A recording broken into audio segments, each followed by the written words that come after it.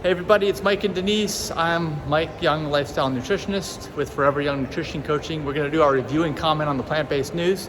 And we just had Loud and Veg Fest this past weekend where we saw a bunch of different talks about different farming techniques.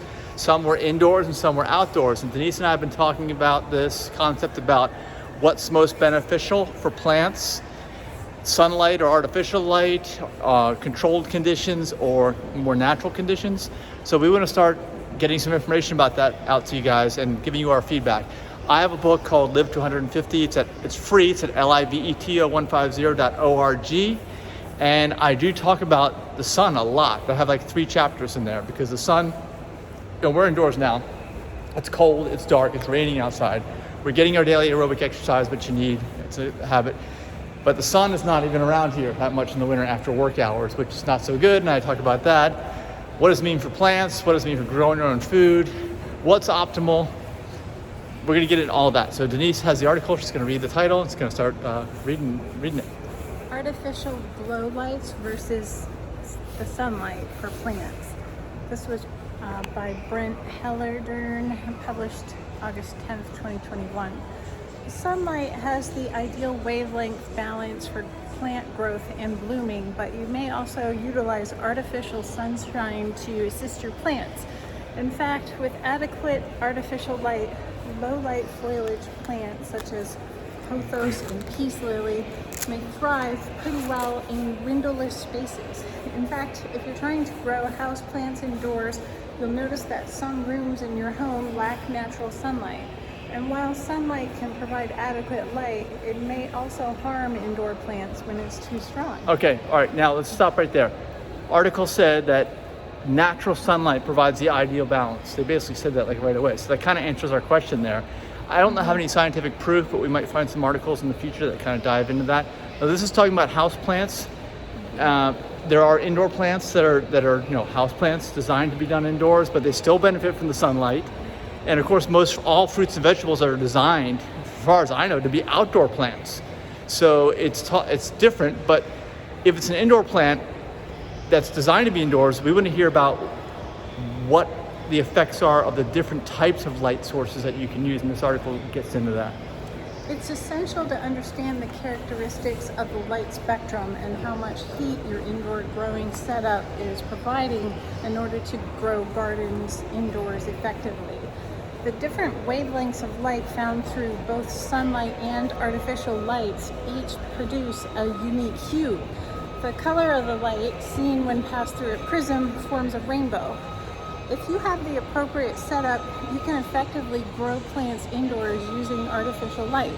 Plants are pretty fond of red and blue colors in particular, as both are critical to plant growth. However, many artificial light sources supply green and yellow light, which offer insufficient energy for plants. Some lights emit only red or blue light with no variable combinations. Okay, and also, let me also point out that we are concerned mostly about food. And that is a long-term growth. We're not talking about like sprouts that actually don't require any light when the seeds are sprouting. Do they? Yeah, or very minimal. Little sunlight. Very tiny amount. Okay. But we want to know what's going to happen over the long haul of the growth of this plant until it produces something. So it's more of a long concept. It's not like just a very short thing, but learning about what these light sources do, even if it's over a short period of time, will give us some insight for that. Sunlight is abundant and free, providing all that plants require. The blue spectrum encourages healthy leaf growth, while the red spectrum encourages flowering and fruiting. Plants that require a lot of the sun should live by a south-facing window, unobstructed by trees, roof overhangs, or other barriers. Plants that require a lot of sun. Yeah. They don't say what that is, but okay. Well, you have Outdoor, to read the outdoor, instructions on your but plant. I'm saying, for me, all I'm thinking is, well, any plant that's native to the outdoors is going to require sun then, right? Any plant that's more of an indoor plant, if they're saying, designed to be grown indoors, is probably not going to require as much sun. Yeah, but as we learned from our friends who plant stuff in their yards, some plants, you want to plant under trees because they require shade. Yes. You don't all want full sun. But are you talking about food plants? Yes. Okay, what food plants like shade? Because most of the ones I've seen are full sun. I'm new to this. I'm learning just like you guys are learning. When we went to Paul and Zena's house, they showed us stuff that was planted under pine trees. So they Okay. like the shade. Okay. As beneficial as sunlight is, you might give your indoor plants too much of a good thing. Plants that don't need much light thrive in windows that face west or east. A north-facing window is best for low-light plants. Artificial lights cannot duplicate the exact hues of light or wavelengths beneficial for plants. Hence, sunshine is better for plant growth.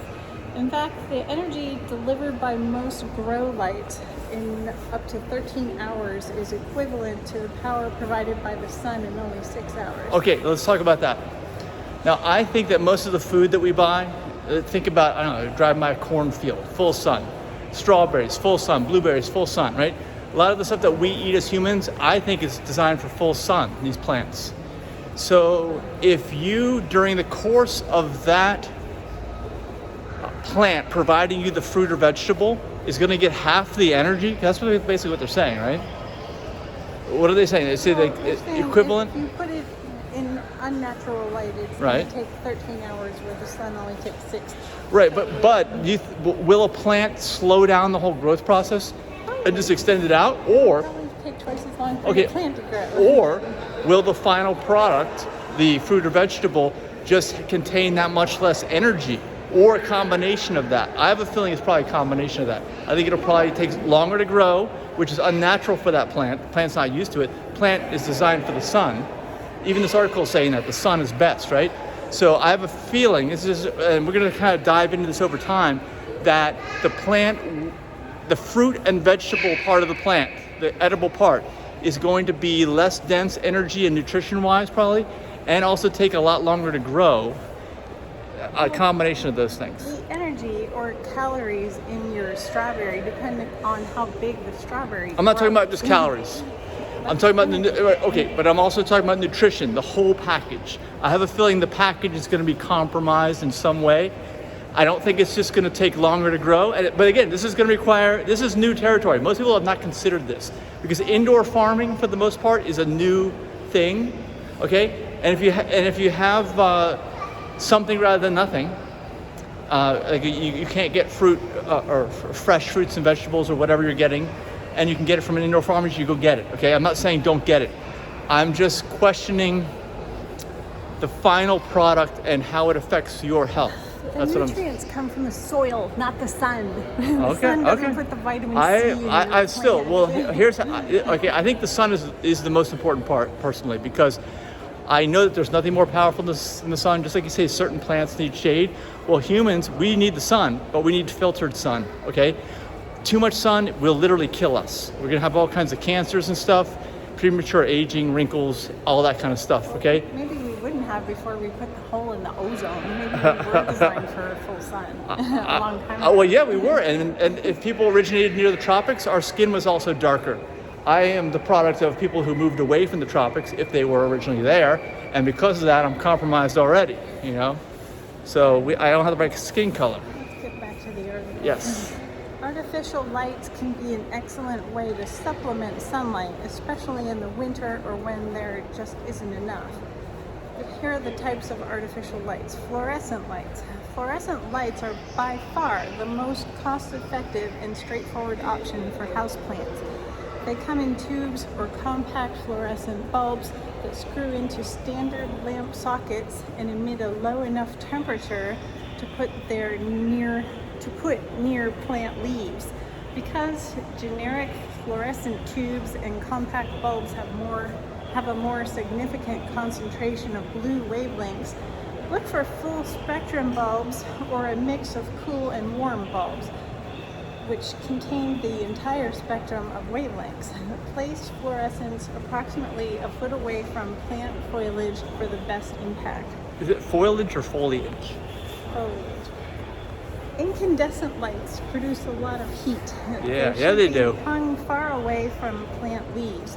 Easy bake oven. Incandescent bulbs also emit more red wavelengths, so growers can use them to supplement fluorescent light and balance the spectrum, especially when stimulating plant blooming. If you want to mix the two, attempt a wattage ratio of 1/3 incandescent to 2/3 fluorescent. LED lights.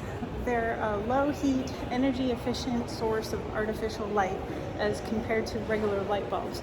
Because LED technology is so adaptable, each bulb is unique. Make sure your bulbs emit the blues and reds that plants require. And this is what's most popular, I'd say, with indoor farming, is the LED. You can say, as long as you get the right type of LED, that would be probably the best for that application. Horticulture LED grow lights provide only the wavelengths used by plants. Therefore, you should opt for these bulbs rather than buying general purpose bulbs. Halogen lights. They're going to have some heat. They can also offer full spectrum light, but they This is emit the warming a lights. lot of heat and are less energy efficient than fluorescents. Be wary of light bulbs labeled simply as plant bulbs. They only improve the appearance of your plants by making them look more green, but they're just colored incandescent bulbs. Some examples of popular halogen bulbs are the high intensity discharge light, HID lights, metal halide bulbs, and high pressure. Those are more sodium for bulbs. your headlights of your car, Yeah. I'd say. But I guess people use them indoors too. But yeah, a lot of heat. They're better than incandescent because the light looks better, just for humans, just for living in the light.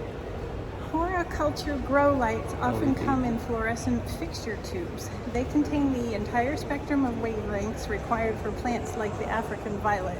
Some gardeners find them handy for beginning seeds or propagating hybrids, but others think that simple full spectrum fluorescents work just as well.